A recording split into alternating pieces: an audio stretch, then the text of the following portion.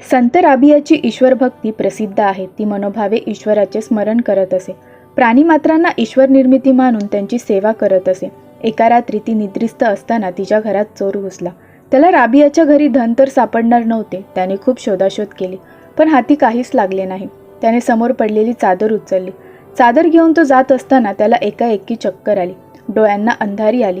काही दिसेनासे झाले. त्याने डोळे चोळून पाहण्याचा प्रयत्न केला, पण त्याचा काहीच फायदा झाला नाही. त्याने तेथेच बैठक मारली आणि चादर बाजूला ठेवून डोक्याला थोपटून पाहिले. तेव्हा त्याला बरे वाटले. चादर उचलून तो चालू लागला की तेव्हा पुन्हा त्याची तीच अवस्था झाली. चादर खाली ठेवली की त्याला बरे वाटत असे. तो हैराण झाला. तेव्हा त्याला कोणीतरी म्हटल्याचा भास झाला, तू स्वतःला का अडचणीत टाकतो आहेस? राबियाने स्वतःचे अस्तित्व माझ्याकडे सोपवून दिले आहे.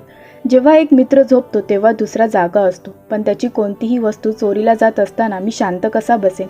चोराने तेथे निद्रिस्त असलेल्या राबियाचे चरणस्पर्श करून दर्शन घेतले व तिची चादर तेथेच टाकून तो निघून गेला. तात्पर्य हेच की ईश्वराची आपण एकरूप झालो की ईश्वरही आपली मनापासून काळजी करतो.